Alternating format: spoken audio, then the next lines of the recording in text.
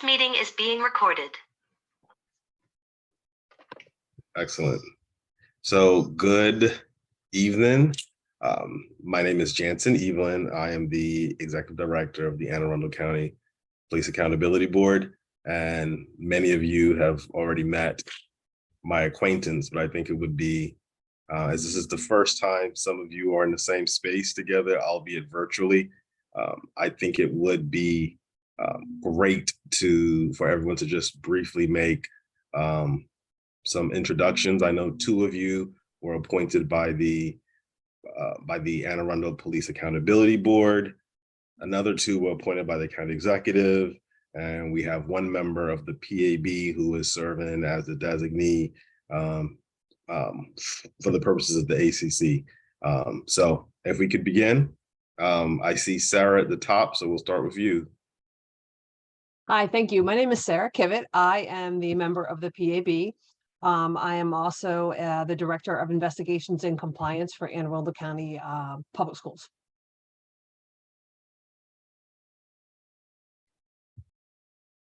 Mr. Miller. Sure. My name is Andrew Miller. I'm a Annapolis resident, assistant professor of political science at the Naval Academy. I have a social science background, and I look forward to working with the other members of the committee as we move forward. I love how everyone's being so modest. So Sarah serves also on the Police Accountability Board, and she is a former law enforcement officer as well. Andrew Miller, in addition to being a professor, he's done a lot of his research around policing in inner city communities. And so he brings that perspective as well. And Mr. Miller was appointed by appointed by the Police Accountability Board. All right, next I see Ms. Sneed. Hi, everybody. I am Lisa Sneed. I was appointed by the Police Accountability Board. I'm happy to be here. My day job is Senior Staff Counsel for Human Resources with Anne Arundel County Public Schools, which I've served for almost 11 years. And I am a county resident. I live in Severn, and I have been here, I think, almost 6 years, but in the county, about 12 years. Welcome. And Mrs. Sneed is also an attorney. Don't hold that against her. And as she indicated, she was appointed by the Police Accountability Board. Next, we have Charlotte Bundy. Good evening. I am was appointed by the county executive, and I am a retired attorney. I've got about 12 years as an assistant attorney general in Ohio. I worked for the water utility in Montgomery and Prince George's County as a corporate secretary for 8 years, and I have been a resident on this tour of duty 16 years in the county. And before that, when I was married to a naval officer, I was here for about 3 or 4 years. Welcome. And weren't you also an investigator with the Maryland Commission of Civil Rights? Yes, I most recently served as an investigator with the Maryland Commission on Human Rights. All right, excellent. And last, but certainly not least, I want to make sure I'm saying your name right. I won't say your last name. I'll just go with Kurt, and you can tell us how to pronounce your last name. And I will ask you to unmute. There we go. Okay. My name is Kurt Zurcher. I'm currently retired for a second time. I was an intelligence analyst for 35 years for both the U.S. Air Force as well as the DoD. Currently starting my own consulting firm, and I was appointed by the county executive. All right, excellent. So we have a brain trust here, and so we can just to keep it moving. I don't see many, or I don't see any attendees in addition to us, but from my experience, having worked in local government, oh, there you are, Kurt. Here we go. All right. Finally. From my experience, having been a legal advisor to many local government boards, I know that typically there's a portion where we provide members of the public an opportunity for discussion, comment, etc.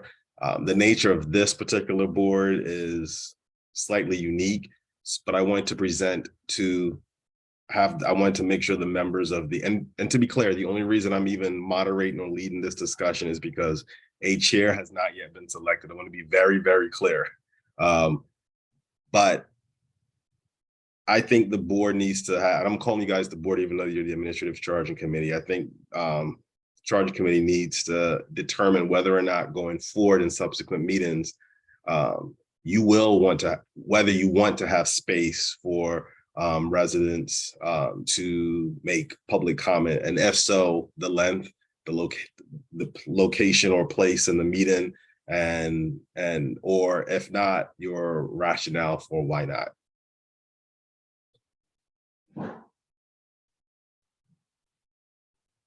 Not all at once.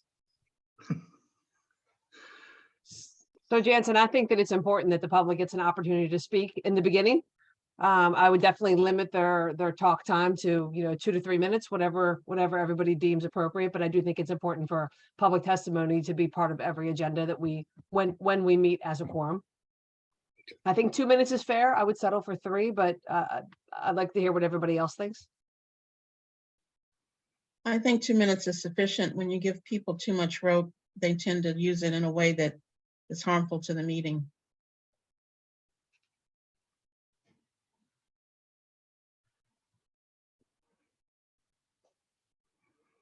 I agree. Yeah, I do as well. Maybe we just need an option. If somebody has more clarification, they can ask for an additional minute, but I think we keep that to a minimum. I think 2 minutes is sufficient as well.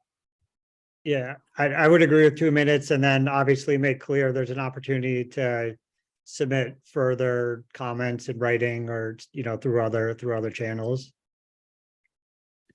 No, that's a good point. And I just want to bring and make sure that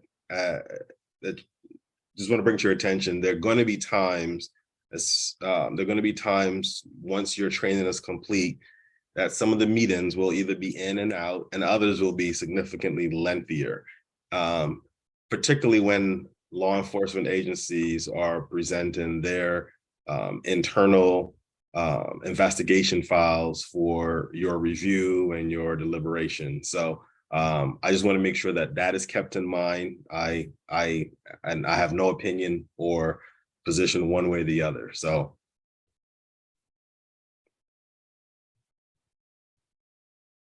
it seems, since I'm it seems as if everyone is fine with a public comment at the beginning of the meeting before you go into the business, no longer than 2 minutes.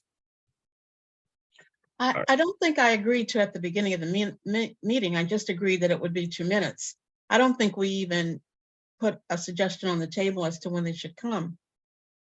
So please, by all means, I think the determine when business and where. of the meeting should take precedent, and then public comment come after the business is complete. So may I just present the fact that when the internal affairs of the respective law enforcement agencies are presenting their cases, which, depending on how many cases, depending on the complexity of the case, that may take hours. Understand that those cases, because they're confidential and personnel information, even though we are required by the emergency regs to make this a public meeting, that portion of the meeting will be done in closed session. So as a matter of course, the reason why I assumed that the ACC would go at the beginning is because I don't know if it would make a lot of sense to potentially be in closed session for an hour plus, to come back and then hear people say, we've been here waiting, we don't know what's going on, etc. So I just wanted to make sure that, again, well, my whatever suggestion the is, ACC wants to do, the ACC can do. my suggestion is still that we handle the business first, and then take public comment, then close the meeting for whatever reasons we need to close it. Because when you come back after closed session, 90% of the people have already left.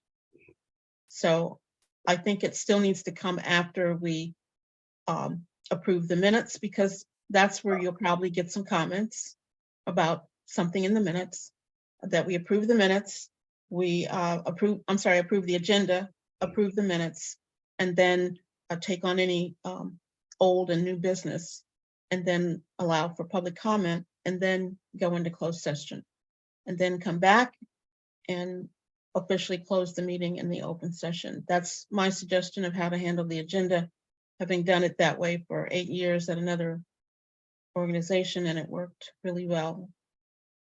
But you don't have to do it that way. You can choose something else.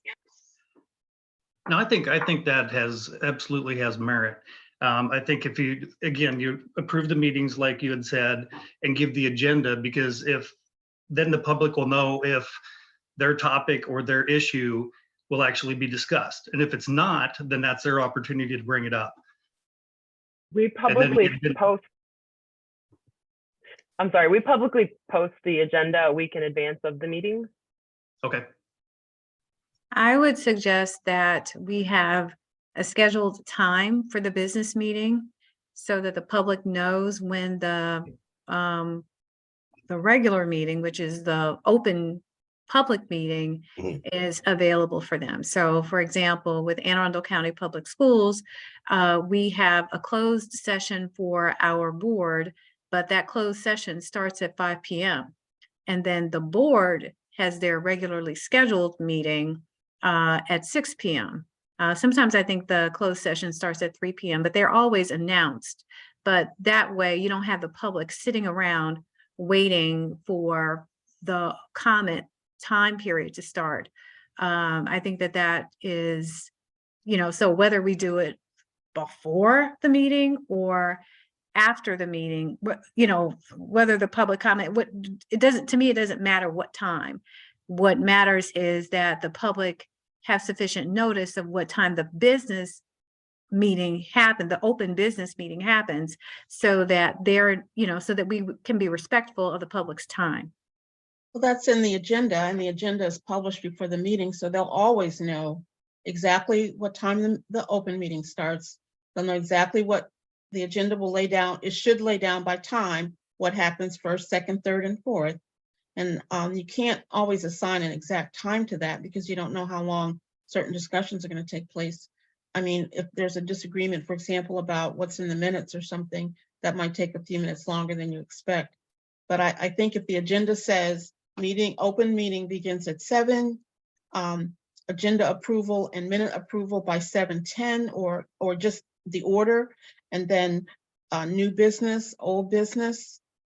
I'm sorry, old business first, then new business, and then closed session. That gives everyone notice of where they're going to fall in the time. You can't give a specific time because it never ever, at least in my experience, it's just never ever the same. Sometimes it goes quickly, sometimes it doesn't, and you've probably experienced this too.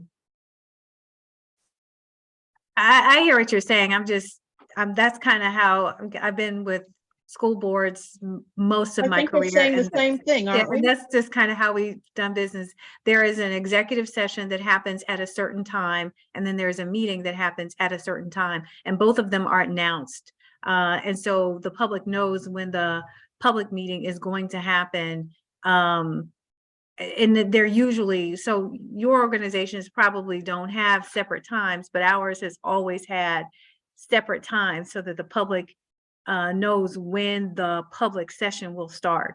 And they rarely ever run into each other. It's been my experience. We're saying the same thing. We're saying the exact same thing, that there ought to be a time, that there ought to be an order, but we haven't decided what the order should be. Do you want to have the closed session first or the open session first? That's I think the first thing we haven't decided yet. And you're suggesting to have the open session second after the closed. Is that what you're suggesting? I'm not suggesting either. I never heard Okay. anything about a time, which is why I brought up the time. Oh, I okay. apologize if I didn't hear you well, or if I Oh, didn't read the okay. agenda well, but I never heard anything about a time. I was, that was why I brought up the time. Okay, I was talking more about the order of the agenda, and I was not talking about the time, just the order.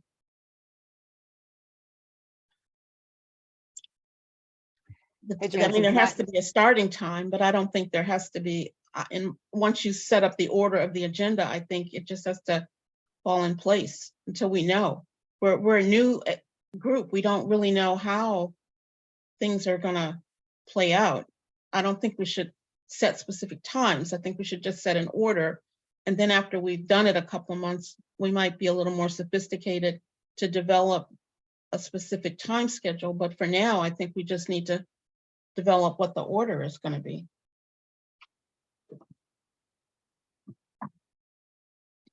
I have a quick question. Please. So the closed sessions, will there be time limits on the closed sessions or no? It's just whatever's presented to us from whichever team. It's whatever's presented to you, whether, yes, from whatever team. And it could be one case with maybe one charge, or it could be 5 cases with 5 charges a piece. So I think that's where, in terms of, I'm just trying to be as quiet as possible during the board discussion, but I do think that's why ultimately when it goes to the order of presentation, it'll definitely, as I think everyone's in agreement with that there's a portion where it's public, then there's a portion where it's closed. So in the interest of the community and the people that are going to be spending their evenings with us, I'm going to suggest that we do the open session first and allow public comment in whatever order it seems appropriate. Some people on this screen have more experience than me at that, and do the closed session second. That way, if the closed session takes a lengthy amount of time, the burden is on us to stay later and not the general public. That's my suggestion. The order, I'm not an expert at that, but I think open and then closed. And that's in agreement with what I said earlier. So do we have anybody else on board or have a different way to look at it? I think that makes sense if you start with open and then go to closed. Yeah, I think that's reasonable. I mean, what I would expect with these open comments is there's going to be some cases where there's probably going to be very little public interest, and there's going to be some where there is very, very substantial public interest, and we'll probably be able to gauge that beforehand and give a rough, like, block off. Hopefully we'll be able to block off sufficient time when there is like a high degree of public interest in a particular case, and make sure that we have enough time for everybody to get their voices heard. Jansen, is it correct that we won't be able to publicly say the names attached to any cases until after they're closed? Yes, that's per the emergency regulations or what will be in Comar next year. And just to follow what Mr. Miller noted, what we do with the Police Accountability Board is we have when public notice is given, there is a sign-up link which closes at a set time. So you're able to gauge, who has decided to sign up, and of course, you're still normally an opportunity to say, hey, is there anybody else? But I know the County Council does that, the PAB does that, and other boards and commissions. So that's something that, depending on how, because there may be minimal interest from the public until the interest may all be at the trial board level. You guys are doing the dirty work, for a lack of a better word. So this may not be this place where people will come initially to make lots of comments, but it seems as if everyone is fine with open first, closed second, and the public comments obviously occurring during the open. I think we still have the level of flexibility to, as whoever will be appointed as the chair, they can also, and the rest of the board can also flesh that out as they proceed. But I think we're in a good space, and unless there's additional conversation, we can move on to the maybe to meeting schedules. So moving on to meeting schedules, the emergency regulations notes that an administrative charging committee must establish a schedule for making determinations or asking for further review in all pending matters within 30 days of the date a law enforcement agency within its jurisdiction completes its investigation. So the question, I think the question for this body would be, do you just want to have regularly scheduled meetings, or do you just want to have meetings that are responsive to when you have a file? There are pros and cons to both, but that's entirely up to this body.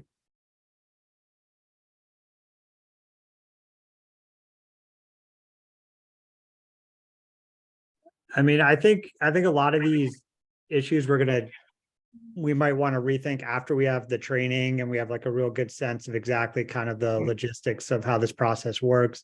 But initially I would think that just doing the meetings when we have a file and when there's a relevant case to evaluate would make sense. But again, I'm open to other options, and definitely think, we might rethink this after we do the trainings. And I will say that, and Jennifer just noted it, or dropped it in the comments. One of the things is, and I think I entirely agree with you, Mr. Miller, that it should be more responsive to when you have files coming in. But I know the regs had intimated that there needs to be a minimum of 1 meeting a month. Now, those meetings could be like 5 minutes, like, hey, there's nothing from any law enforcement agency here. But the regs, as I understand them, and I'm very happy that there's so many lawyers on this body, they can, if they understand it differently, but the way I've read it was that it's needs to have at a minimum 1 meeting scheduled a month. So I think we should. I think we can always, oh, I'm sorry, go ahead. I was gonna say, if we hard schedule 1 a month, we meet the minimum requirement. We could always, and depending on case files or investigations, we could always have more ad hoc meetings as required. But I think even for the first few months, if we meet once a month, we can get to know each other a little bit better, before we really dig into some hard processes. We can function a little bit as a team and have a good dialogue between the members. Yeah, I agree with that. I was going to say we can always add meetings as long as we post, the agenda publicly and so forth. Because if we get something, we have a meeting and then we get something 10 days later and we have 30 days, we might want to take the full 30 days to do the investigation. If we have to cut it short because the next meeting is only 2 weeks away, that doesn't give us an advantage to do quality work. So I think we can just set some monthly meetings and then have ad hocs as we need them. You guys, with Zerker. yeah, and you guys will definitely get to know each other a lot better when you go and spend an entire week together at the training in January. Yeah, that's one of the reasons why I would like to wait until to select a chair, because I'd like to get to know my colleagues. I don't know them at all. This is my first time seeing them, even just virtually. Never seen them live and in person.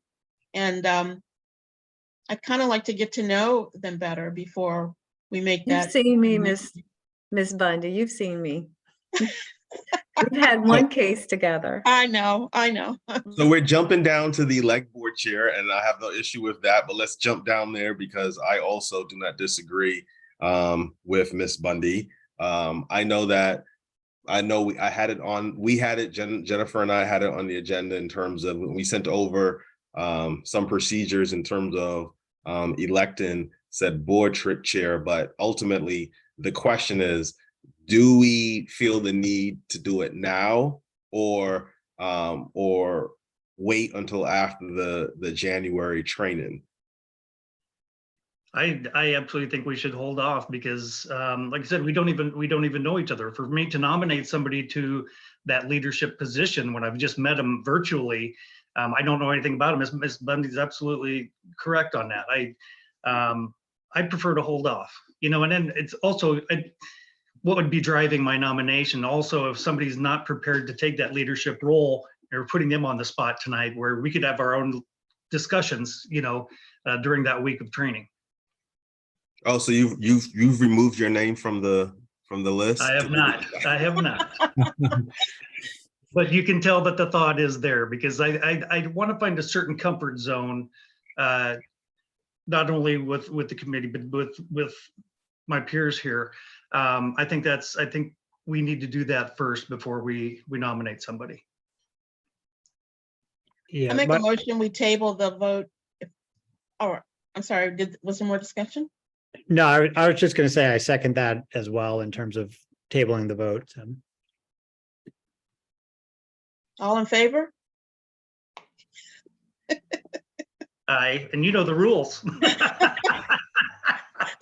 I was parliamentarian for 8 years too. We have to call the question. Is there any more discussion? We're about to call the question. All in favor? Any Just raise opposed? your hand, guys. Okay. Yeah. All right, Motion excellent. carried, right? So we can jump, well, I'll just jump back up to, I know today we had a start time at 7, and those are things that, in terms of when it goes to the meeting schedule, I think following at the next meeting, you guys determine when that time is going to be, the day of the week. And I think I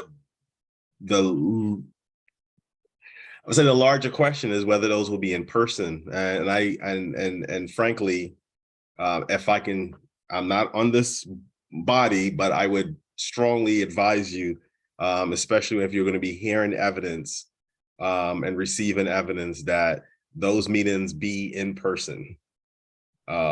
I would definitely recommend that those meetings be in person, at least until you all have gotten your sea legs under you. Who would choose the venue? Well, it could always rotate. But I would, obviously there's the Arundel Center, the seat in Annapolis. And there are all types of rooms that we can reserve that would be large enough to, one, hold your body, but also hold any residents that may want to come to speak out. So there's space. That's not an issue. There's space. So linking So then that with the early, oh, go ahead, Kurt, sorry.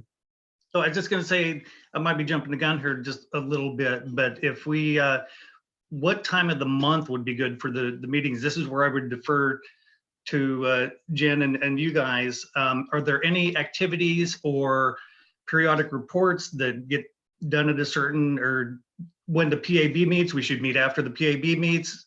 Anything driving that to set the schedule?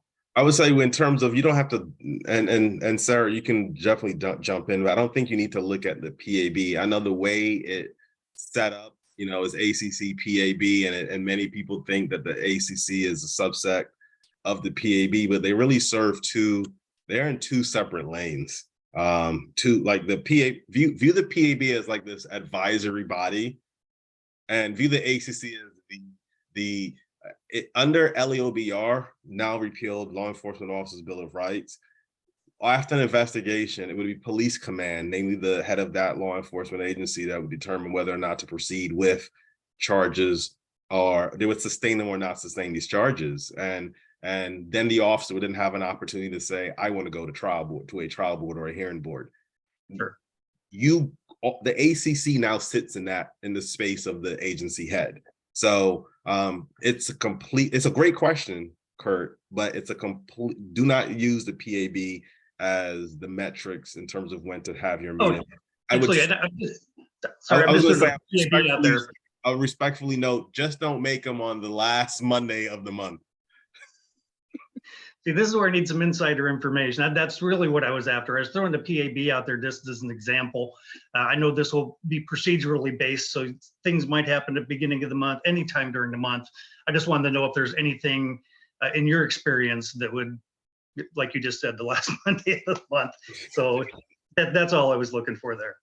And it seemed that Wednesday seemed to work for this board, at least today. And maybe that's an easy day where you don't have to worry about PABs, you don't have to worry about county council. So it's an easy way to sidestep that. And also, as you guys get more and more comfortable and you go through the training, if you decide that you want to meet earlier, like right after close of business, or if you need to schedule out something that's going to be in closed session because it's a complicated file, and it makes more sense to meet like in an afternoon.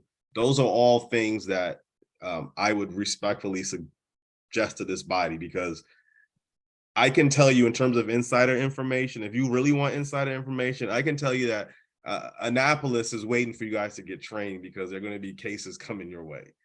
And I can also tell you in terms of insider information that many jurisdictions, and Arundel's not the only one, but many jurisdictions, because they knew that with the implementation of PABs and ACCs and the requirement for the ACC to be seated and then trained, many jurisdictions, including Anne Arundel, had a provision, whether it was in their collective bargaining agreement or via a side letter, that stated until the ACC is seated, which you guys are, and trained, which you are not, but you will be trained come February 1st or the end of January, that's when the floodgates will open. And there will be, I'm not saying it's going to be a deluge, but it's not going to be a trickle, especially from Annapolis and Anne Arundel County. You're muted, Ms. Sneed. You were saying something like, why did I do this? No, I didn't. You're funny. No, I was just thinking about, we have two major law enforcement agencies in our county, the city law enforcement agency in Annapolis, and then the county's law enforcement agency. You also have Crofton, Anne Arundel County Community College, along with the sheriff's office. I can tell you from being in this role for several months now, the two big hitters are going to be Anne Arundel, second, Annapolis. You're going to Anne Arundel second to Annapolis, you said? No, Annapolis second, Anne Arundel first. Okay. You won't really get much from Crofton, sheriff's office, and the community college. And I would also tell you, Annapolis and Anne Arundel, those are not going to be, those internal affairs will not be presented the same day. Just from a procedural matter, like it's because obviously different general orders, etc. So it's going to be, I think it's going to be fun. You're going to have a lot more play from Annapolis. From what I understand, you'll have a lot more play from Annapolis because they're kind of holding some of their stuff until you guys are trained up. Welcome.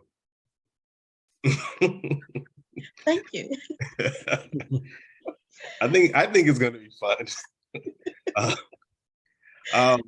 Now, I think, somebody, and I'm sure it sounds that either Mrs. Sneed or Miss Bundy may already have this training, but when it comes to Open Meetings Act, typically in my former life, I used to give legal advice to bodies and give them Open Meetings Act training, but as a public body, the Administrative Charging Committee is subject to and shall act in accordance with the requirements established in the Maryland Open Meetings Act. Is there anyone on here that would volunteer to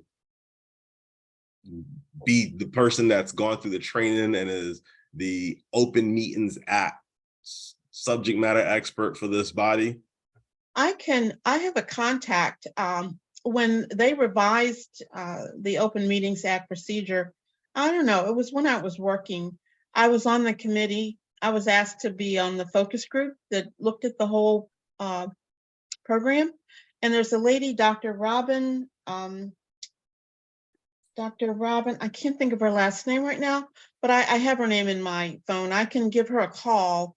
And they were putting together a training package that pretty much like the IT one we did that's virtual. You could just go through the motions and get certified in Open Meetings Act procedures. Yeah, So and I if you'd like, I believe, can make that contact. well, and if we need that, that would definitely be helpful. But Jen, I know we have to do the same thing for the Police Accountability Board, and one of our board members, and I know our counsel from the Office of Law had given us a link to some online training. And Jennifer, you may be familiar, you're more familiar with that technical aspect of the link, at least, than I am. That's correct. It's an online training through the University of Maryland, and it's self-guided, so you can do it in your own time. Mm-hmm. And it's great. It's a wonderful, it's not because I helped fix it.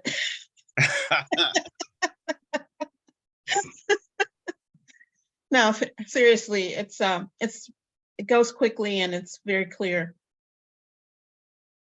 So are you Alright, so- volunteering to retake the training? It sounds No, like- I need to retake it. No, is- I will if necessary. I'm just kidding. I can share it with everybody if you guys would like. Maybe everybody can be versed in it, especially since we'll be discussing, well, you will be discussing a lot of sensitive personnel matters. That's a really good suggestion. I think it may be in this body's best interest for all to have gone through the training, especially as you're going to be navigating going in and out of, open, close, et cetera. So, so while Ms. Bundy can definitely teach us and fill in the gaps, I think it behooves us all to go through that training.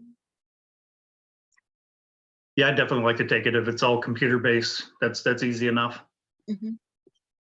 So And this that's is a where- new environment for me, so I need to learn those things.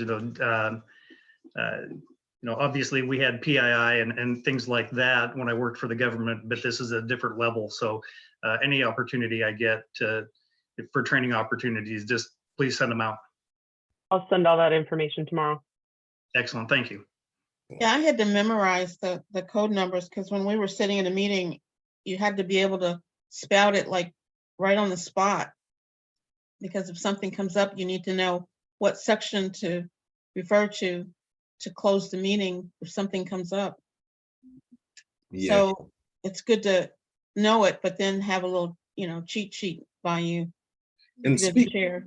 And speaking of cheat sheet, in terms of, let's just say they're slow sessions where there's not a lot of law enforcement agencies presenting information, and you want to even have discussion with the deputy county attorney or from the Office of Law. There's I forget her name right now, the deputy county attorney. She does a lot of training in Open Meetings Act compliance, so she can always come and present just to make sure everyone at least is aware and has the same information. In terms of also when you're here, when you're having, and I will be having a meeting tomorrow with the Office of Law. Specifically, one of the issues that I want to bring up is who will be the counsel to the ACC. We currently have one attorney who is counsel to the PAB. And while I don't think it presents any conflicts on its face, we need to know who our counsel will be, because whoever that one will be more hands-on, particularly when you guys are reviewing all of that information. That was my next question. Who is going to be our counsel? Because I don't want to go into a closed session without one. Yes. Yeah, we have there's the counsel for the PAB, and he's been involved in even the county level legislation. So he knows PAB through and through. His name is, he's not Tom Cruise, but his name is Ethan Hunt. Like it's not, Miss Nita's laughing, but when I first heard his name, I was like Mission Impossible Ethan Hunt. Like, yes. Yeah, Ethan Hunt, he's our counsel, but I will be meeting with him and his boss to delve into that some more and make sure we have some clarity, so we'll be able to give you at our next meeting, or send an email and just update you accordingly. And what else? I think we've, wow, this is much, Sarah, this is much quicker than the PAB meetings. Hours on PAB hours. Hey, Jansen, I actually do have one quick question. I don't know if Please. we know it or it is to be determined later, but for the purpose of the ACC, is it one person, one ACC member, one case, or is it more than one person per case? So Anne Arundel County, Annapolis City presents a case. Do one of us get assigned to that, or do more than one person sit on each case? I think all of you sit on each case. All of us sit on each case. Okay, I wasn't clear about that. Yes, no, you all Okay. sit on each case and you all review the evidence, and I think where your power really comes in is when that internal affairs agency is giving you the information and you have questions. This is where you then ask the questions, and they may have to then follow up and schedule additional meetings to provide you answers to those questions. But it's going to be exciting to see what like how that looks, because I think that's the part where many people, whether it's the law enforcement agencies, have the trepidation. They have a lot of the trepidation, because now you have residents that are literally saying sustain or not sustained or proceed, and just in terms of so I hope I answered your question. Yes, sir, you did. Okay. Now, just in terms of, are there any other questions? Because there are two small things I want to quickly drop before we. Can I just Yes. add really quickly, Sarah, I think that question will more fully be answered in that week-long training. It will be. And a lot of the process questions as well. Okay, I have a couple questions. You've already answered one about the council. I don't recall signing the confidentiality agreement. Is that still to come? Or did I sign it and I just don't remember it? I don't recall signing. It says that we are just signing an agreement to maintain confidentiality of matters and information. I don't recall signing that. We had requested that from our council, so we'll get that in front of you. Okay. Before you guys see anything. Okay. And I have a couple of questions about the wording in the document you sent us this afternoon. And I guess I could save that for when the council is present. Now, I just want to be very clear. That document that we sent was more guide in terms of whether or not you guys were going to proceed with electing a chair. Okay. I think the fact that you've tabled that until you guys have trained together, you guys have gotten to know each other a little better. And I think that document is one that the only portion of that document that I think that cannot be changed is what we copied verbatim from the regs in terms of the selection of the chair. There's a large portion of it was just pretty much cut and pasted from that, but that is not a adopted or approved process document. It was something to guide the discussion. Okay, there's just a couple language issues that I had questions about, and I can just say that for when council is present. Okay. It's things like, in some places it says members in attendance, in some places it says quorum, and I think it needs to be quorum wherever you're talking about voting. Okay, yeah, I can tell you that's the portion from the regs, but you can, if you can you could even send me some of those questions, and I will then loop in council once I figure out who that council is. And